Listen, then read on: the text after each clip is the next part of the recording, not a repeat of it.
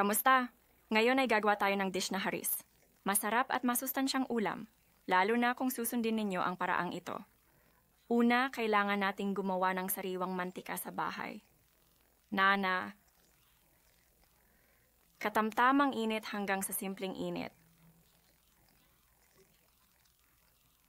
Hindi dapat mataas ang init. Kailangan ng halos 25 minuto. Magtuloy tayo hanggang makuha ang kulay. Iwanan natin ito hanggang lumamig. Gumagamit kami ng 800 gramo ng trigo at 1 kilo ng karne. Dapat ibabad ang trigo ng 1 buong gabi upang makuha ang malambot na texture at maging madali. Pagluluto. Pinakukuluan ang tubig sa kawali na nakalaan para sa paggawa ng haris. Pagkatapos ay ilagay ang karne sa kawali. Iniiwan namin ito hanggang lumitaw ang mga bula ng wala pang 10 minuto. Paggalaw. Huwag galawin ang tubig at karne habang nagluluto upang hindi masira ang lasa. Siguraduhing alisin ang bula. Sa ganitong paraan, madali at mabilis kang makakapagtipon ng mga bagay sa itaas. Dapat itong iwanang naluluto ng 1 buong oras upang makamit ang tamang lasa at lambot ng pagkain. Takpan ng maayos ang tubig sa kaldero upang hindi lumabas at magkalat ang tubig sa paligid. At iiwan ito dito hanggang sa maayos na maluto ang tubig. Pagkatapos, idinadagdag natin ang trigo. At napakahalaga ito upang hindi maghalo ang trigo sa karne.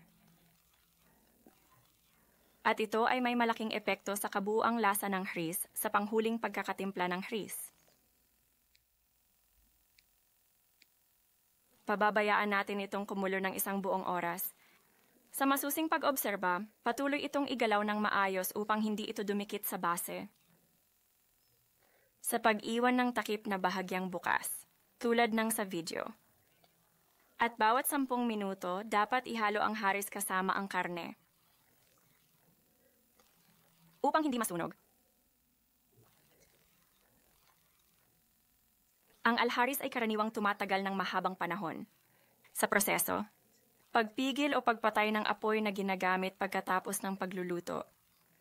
May mga taong naglalagay nito sa oven upang maging malasa, at may mga taong niluluto ito ng buo para sa kasiyahan. Ilias ng gas na may piraso ng metal sa ilalim ng kaldero upang hindi masunog ang bigas.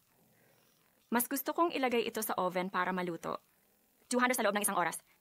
Nana? Nana.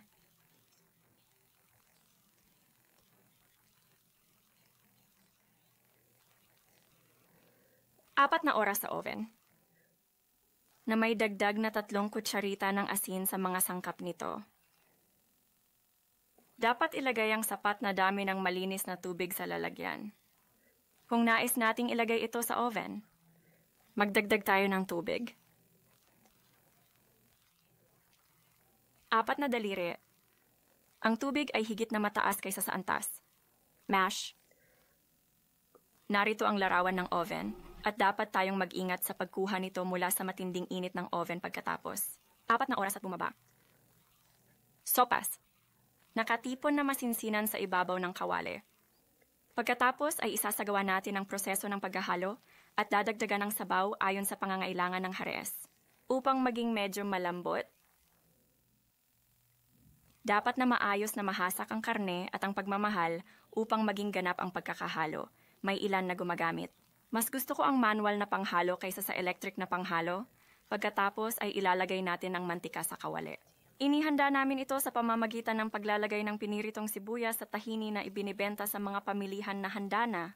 Maaari natin itong ihanda sa bahay sa pamamagitan ng pagbukas ng 1 piraso ng orange at pagdagdag ng kaunting paprika at pulang paminta. Ang masusing pagpapatuyo nito ay nagresulta sa masarap na harisa na aming inihanda.